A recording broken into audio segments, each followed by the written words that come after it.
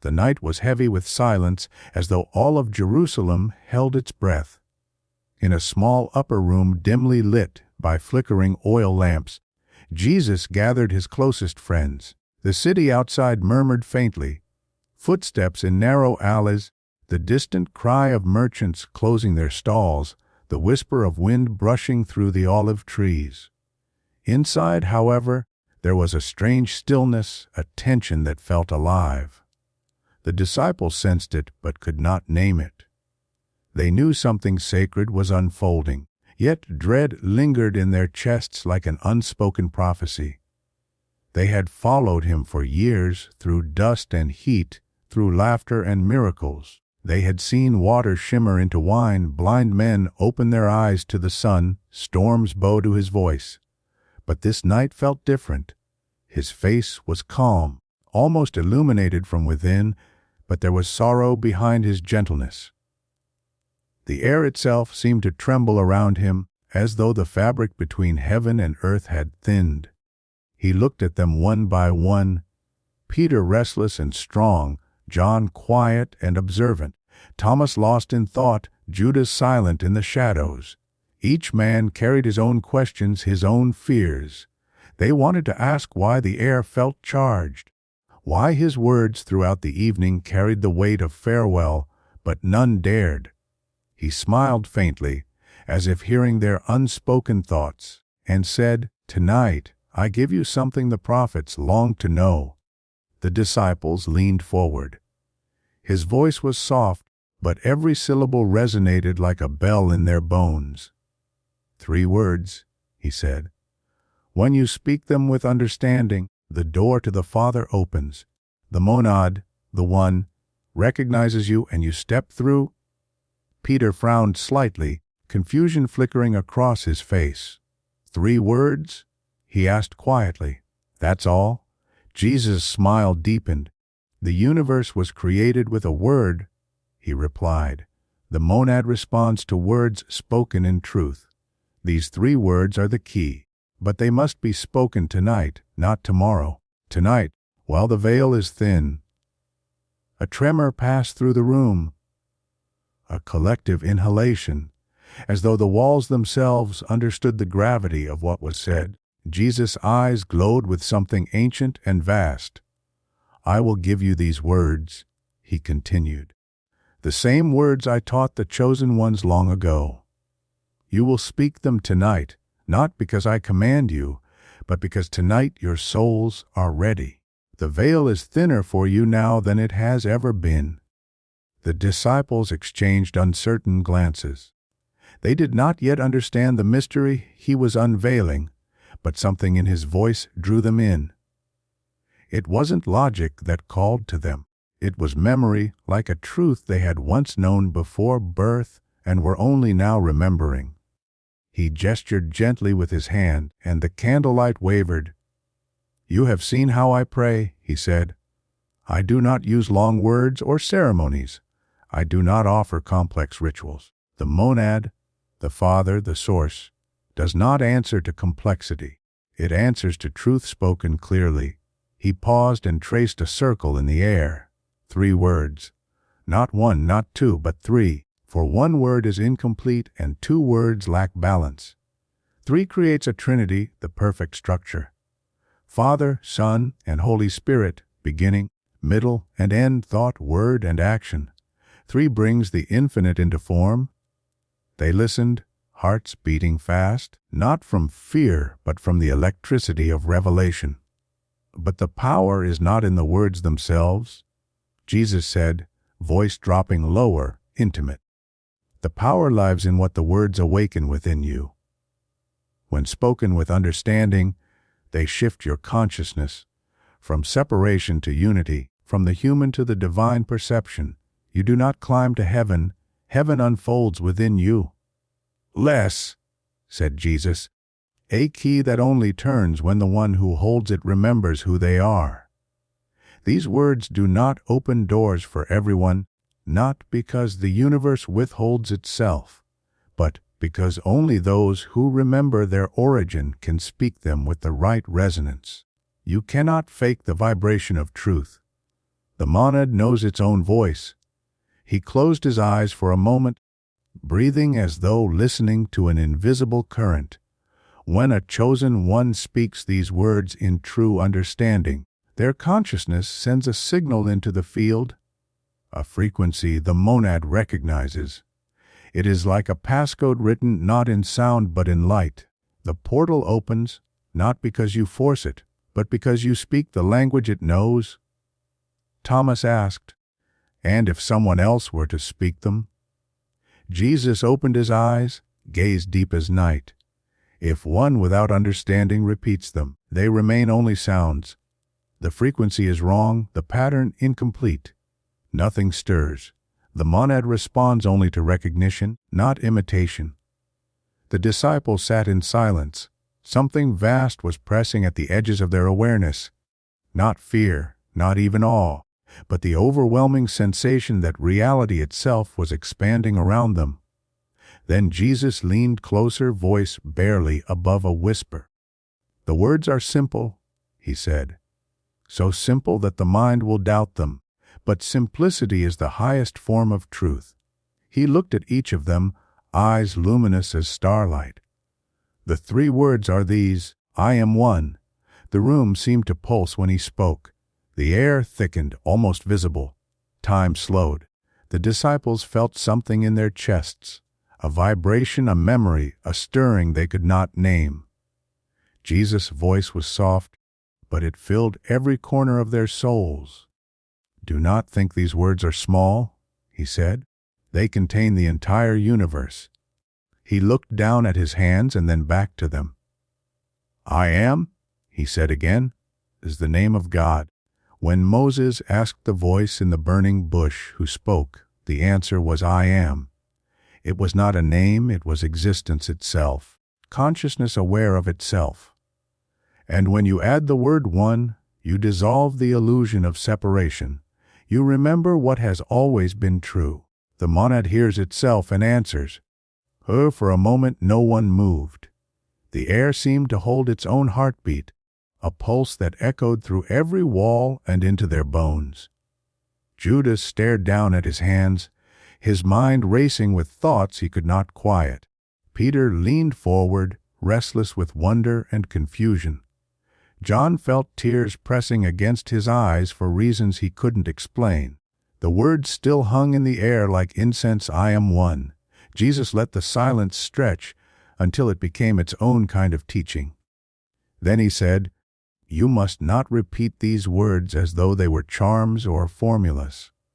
The monad does not respond to parrots. It responds to consciousness that knows what it is saying. Words are not merely sounds. They are frequencies. When you speak, you are not just moving air, you are shaping reality. Every word sends a vibration into the field, and the field responds to the intention and awareness behind it. He raised his hand toward the small flame of the lamp. "You see this light. It flickers, yet it remains one flame. When you speak the truth, your words burn with the same constancy. But when your heart is divided, your speech becomes like smoke. It dissipates before reaching heaven. To speak these 3 words with understanding, your heart and mind must be still, aligned, whole." The disciples listened with a mix of awe and fear. They had heard him teach about love, forgiveness, and the kingdom within, but never had his voice carried this particular gravity, this mystery that felt older than the world itself. Jesus continued, "Long before your bodies were born, you existed as light within the monad. You fragmented into many forms to know the fullness of being, but deep within each fragment burns a memory, the memory of unity. These words, 'I am one,' awaken that memory. They remind the soul of its origin." He stood slowly, moving to the window. Outside, the night was silver with moonlight. The olive branches swayed like hands whispering prayers. "When you speak these words with understanding," he said softly, "your consciousness expands beyond this room, beyond this city. You no longer speak as a man, but as the monad itself, speaking to its own reflection. You become both the call and the answer, the seeker and the found. Peter frowned again, his heart torn between belief and confusion. "Master," he said, "how do we know when we speak with understanding?" Jesus turned back to him, smiling gently. "You will feel it. The moment will come when you no longer speak the words, but the words speak through you. You will not think I am one. You will be the one saying it, hearing it, living it. The sound will pass through your lips, but it will come from beyond you. The heart will recognize the vibration and open." He walked back toward them, the lamplight casting long shadows across the floor. "These words create a frequency signature," he said. "One spoken by one who is ready, their consciousness emits a signal, a light the monad recognizes. It is like a code turning in a lock. The door begins to open, not because you force it, but because the monad sees itself. It recognizes the pattern of home." Judas raised his head slightly, his expression unreadable. "And if one who is not chosen speaks them, then nothing happens," said Jesus. "Not because the universe rejects them, but because they have not yet remembered. The words are like a seed. They fall upon the soil of the heart. Some hearts are ready, fertile, open. Others are still hardened by the illusion of separation. When the time comes, even they will bloom. But tonight it is for you." He sat again, folding his hands, and his gaze softened. When a chosen one speaks these three words with the consciousness of truth, the shift is immediate. The illusion trembles. The veil grows thin. You feel it first not in the mind but in the heart. A release, as though something long bound suddenly dissolves. The air feels lighter, the body less heavy. Your perception begins to stretch outward, and you realize that what you called outside is not outside at all. It is all within the same awareness that you are.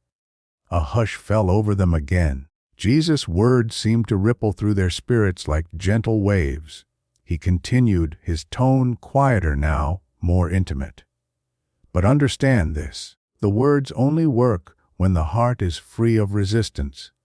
If you speak them with doubt, they return to you hollow. If you speak them with pride, they vanish before they are heard. But if you speak them in surrender, with the simplicity of a child who trusts, the monad answers instantly. It has always been listening," John whispered, "so when we speak them we return." Jesus nodded. "Yes, you return to what never left you. You awaken from the dream of separation. The portal does not lead somewhere else. It opens within. It reveals what has always been." He looked at each of them again, eyes filled with tenderness and immeasurable love. "The words are not about becoming divine," he said. "They are about remembering you already are. When you say I am one, you declare the truth that has always been written into your being. You dissolve the distance between yourself and the source. You cease reaching and begin knowing." The lamp flickered once more, as though bowing to the depth of the moment. The disciples sat in silence, and for a brief, fragile instant they felt it. The unity he spoke of. The walls seemed to breathe with them, their hearts beating not as 12 but as one. And in that stillness, the night outside deepened, and the stars looked down like witnesses to a mystery older than time itself. Jesus looked at the faces around him, each one illuminated by trembling light, each one holding a different reflection of the same soul. He knew that soon the world would turn dark, that fear would scatter them, that betrayal would unfold as it must. Yet here, in this breathless silence, there was still time. Time enough to plant the seed, time enough to awaken memory. He placed his hands on the table, palms open as though offering invisible light. "Before you speak these words," he said, "you must understand the stillness from which they come. You cannot shout truth into being, you can only listen it into expression. Truth already exists. You simply step into it. He gestured for them to close their eyes. Be still, he whispered. Let the noise of the world fall away. Do not strive to be holy. Do not attempt to be worthy. You already are. Just breathe. Let your thoughts drift like leaves on the river. Beneath the current of mind, there is silence. That silence is the doorway. From there the words are born. The disciples obeyed. One by one, their breathing deepened. The restless shifting ceased. The air grew dense and luminous, as if the unseen world had drawn closer to witness. Now, Jesus continued softly, when the mind is quiet, feel the awareness that remains. You are not your thoughts. You are the one who sees them passing. Feel that? That awareness, that simple knowing. That is what I mean when I say I am. It is the root of all being. It is God within you. He paused to let the realization sink in. Do not imagine a God outside yourselves, dwelling in distant light. The monad is here, breathing through you. It is not a being among beings. It is being itself. It has never been separate, except in your forgetting. Thomas opened his eyes slightly, tears glistening. Then when I say I am not speaking of God, I am speaking as God. Jesus smiled gently. You are speaking as the light speaks of itself, not as arrogance, but as remembrance. You do not claim divinity as possession. You awaken it as identity. The flower does not claim sunlight. It reveals it. He stepped closer to them, his voice carrying the resonance of ancient truth. Now add the final word, one. When you say it, do not think of it as a number. Feel it as wholeness. It is not counting, it is knowing. One means there is no second, no other, no outside. Everything you perceive, even your doubts, your shadows, your fears, are expressions of the same source. When you speak on, you dissolve the illusion that anything exists apart from you. Peter murmured, it feels too vast, too impossible. Only to the mind that still believes in smallness. Jesus said, you have been taught to think of yourselves as separate, as sinners, as wanderers trying to reach heaven. But heaven is not a place above the stars. It is the awareness of oneness, the moment you stop searching for God because you finally realize you have never been apart. The air around them shimmered as though infused with invisible music. Jesus' presence filled the room with warmth that was not of this earth. When you speak, I am one, he said, do not force belief. Feel it. Let it vibrate through your body. The words are not to convince the mind, they are to awaken the soul. He paused, then continued more softly, you will know you've spoken them truly when something inside you shifts. A gentle release in the heart, a deep exhale you didn't know you were holding. You will feel light rise through you like dawn. That is the seal breaking, the veil lifting. You will see that you are not in the world is in you. John's eyes opened, filled with wonder. Will we see you again there, in that place of oneness? You will see me everywhere, Jesus replied. In the breath of the wind, in the eyes of the stranger, in your own reflection. For where there is one, there is no absence. Judas, who had remained silent, spoke finally. His voice was low, uncertain. And what if one of us cannot feel it? What if one of us speaks the words and nothing happens? Jesus looked at him tenderly, no judgment in his gaze. Then the seed remains, waiting for rain. Even silence is heard in the heart of the monad. No effort is wasted. You may forget, you may wander, but the truth waits patiently. When the time is right, even the lost remember. He turned to the others. This is why I tell you to speak the words tonight, not because the sound is urgent, but because your hearts are ready. The veil is thin now. The moment is ripe.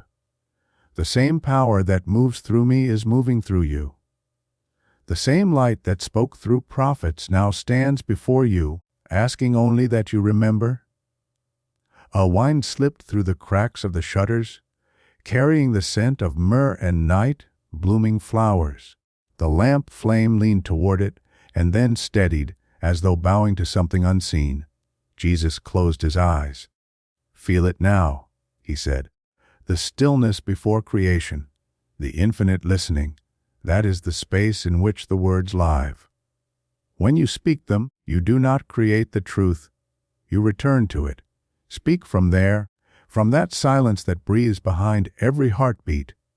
The disciples remained quiet, feeling the world fall away around them.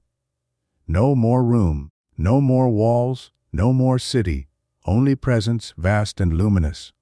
And in that living stillness, Jesus whispered once more, "I am one." The sound moved through them like a wave, passing through bone and thought, through time and memory. In that moment they understood, not with the mind but with the soul, that these words were not just language. They were the very heartbeat of existence itself. The stillness lingered long after the final word dissolved into the air.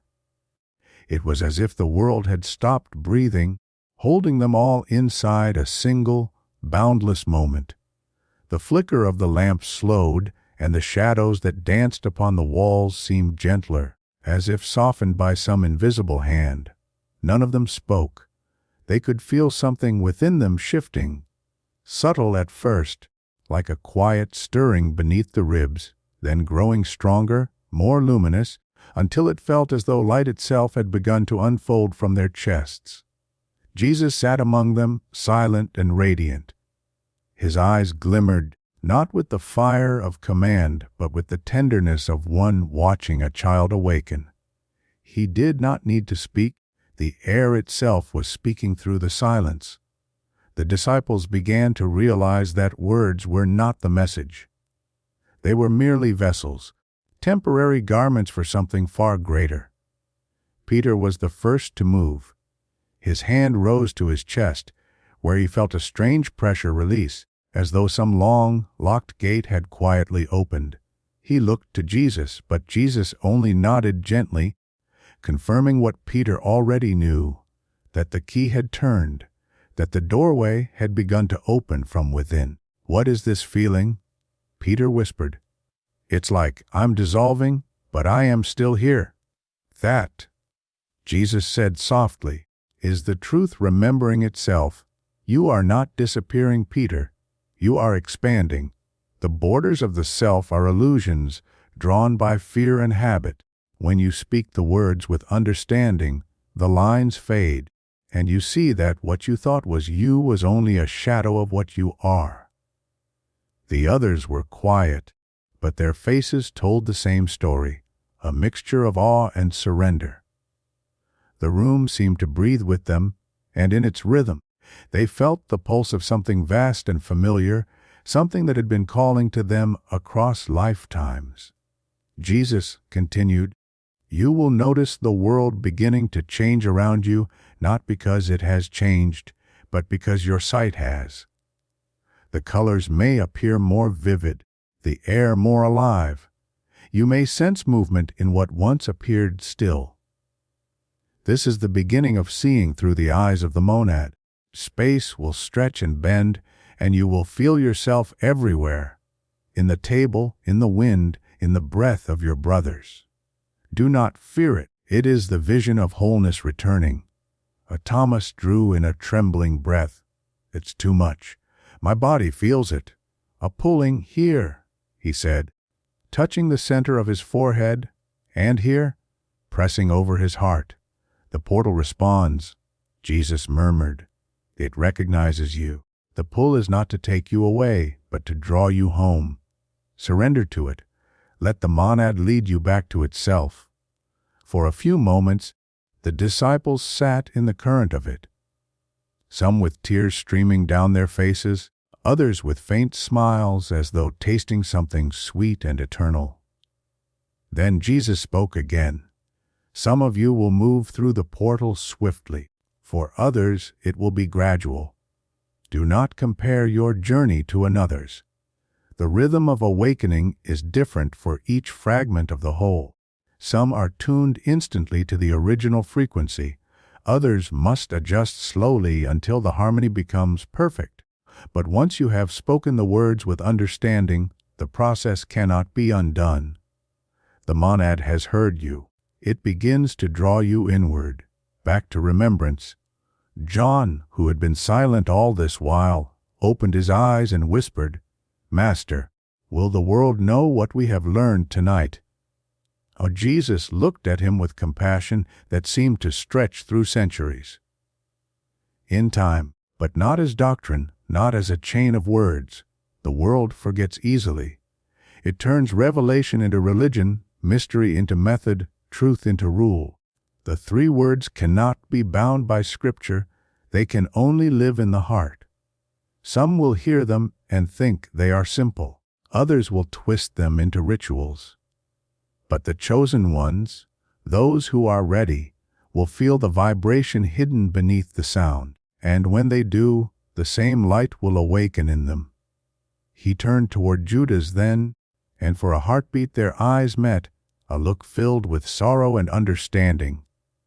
Jesus said nothing, but in that silence Judas felt the unbearable tenderness of being seen completely.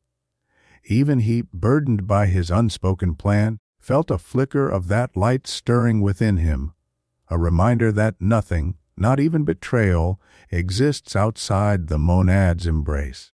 "Master," said Matthew, breaking the silence, "if the words awaken us to unity, why do we still feel fear? Why does part of me resist?" "Because," Jesus replied, "the human heart clings to separation. Fear is the echo of forgetting, but do not fight it. When fear arises, let it dissolve in the light of the words.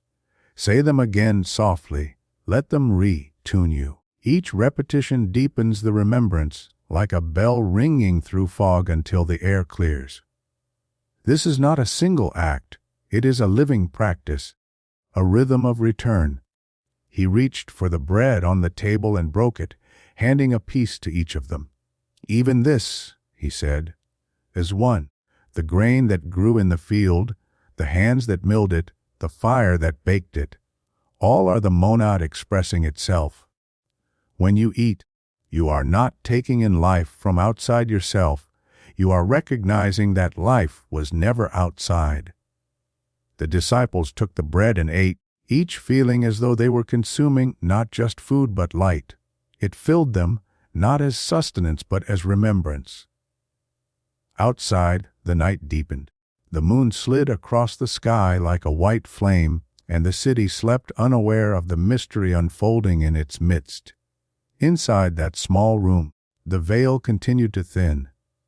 The men who had once been fishermen, tax collectors, wanderers, they now sat as beings of light, remembering their origin. Jesus watched them with quiet joy. He knew what awaited them in the coming hours: fear, scattering, denial, despair. Yet he also knew that once the seed had been planted, the monad would never let them go. Even in their darkest hour, even when they forgot, the three words would echo in their souls until the day they spoke them again, and the portal opened fully. He looked up toward the unseen heavens and whispered, "It has begun." The night outside had deepened into a kind of sacred silence, the kind that belongs not to the world but to eternity. The air itself seemed to hold memory, the scent of oil, of bread, of warmth still lingering on the wooden table. The disciples sat in quiet reverence, their faces faintly illuminated by the lamp's soft flame. Each of them felt as though they had crossed an invisible threshold.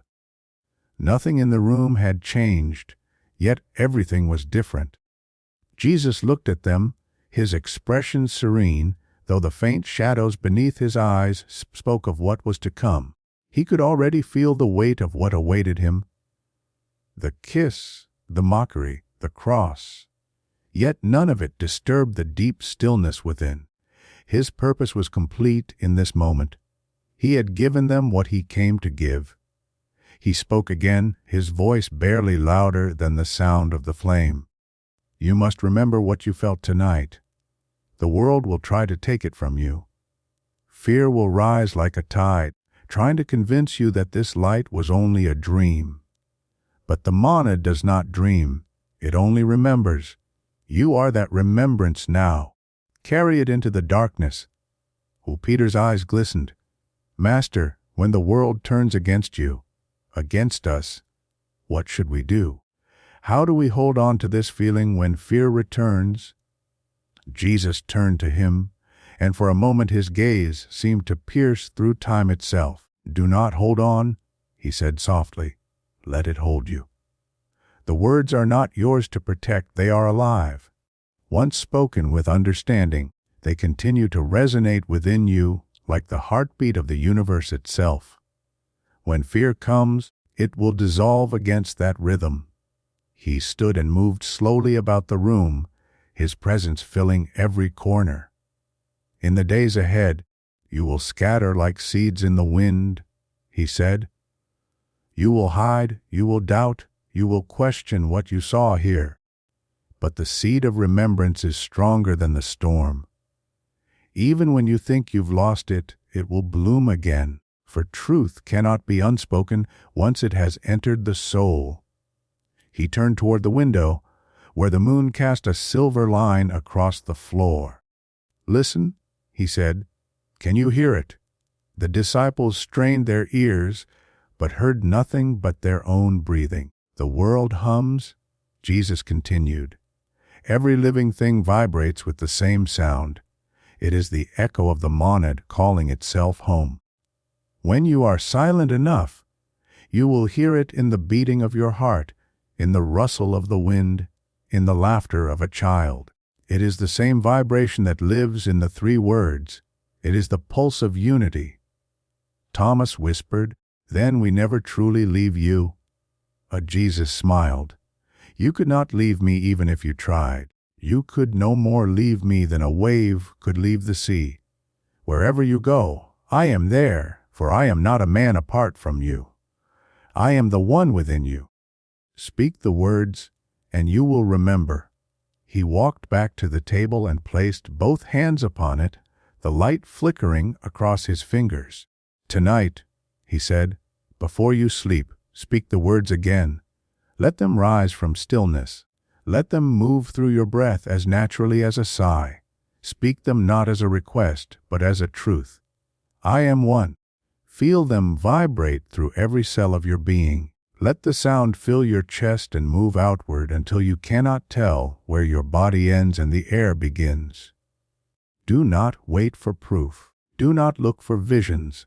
The very act of speaking with understanding is the opening of the portal." He paused and his voice softened further. "When I leave you, remember this. I go not away, but within. When you gather in my name, when you break bread together, when you speak the words, I am among you. The monad has no distance. Love has no separation.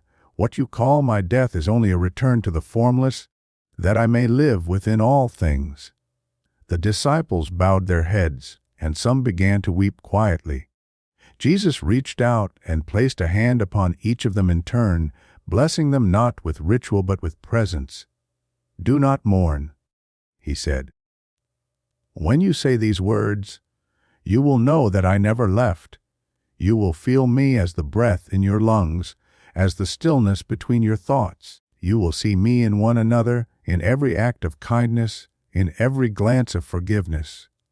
IAmOne means we are one. This is the truth that outlives death." Outside, a soft wind stirred the trees, and the faint sound of footsteps echoed from far below in the street. The hour was near. Jesus looked once more at the faces he loved, faces that would soon be marked by confusion and grief, and yet he saw in them the light of eternity. "Do not fear what comes," he said quietly. "It is only the shadow that precedes the dawn. The monad does not lose itself in darkness. The light will return through you." He took a slow breath, as if drawing the entire world into his lungs, and exhaled as though setting it free. The moment seemed to ripple through every soul in the room. The disciples felt the vibration settle into them like a flame that could never be extinguished. Then he whispered one final time, barely audible, yet the words seemed to echo from every direction at once. "I am one." The flame in the lamp trembled, then steadied, its glow soft and endless. The room filled with silence again, not emptiness, but fullness, a silence so complete it felt like the beginning of creation itself. And though the hours that followed would bring betrayal and sorrow, the memory of that silence would remain forever. A doorway they could return to, a truth that could not die. For in that silence they had heard the eternal name, and in that name they had remembered what they always were.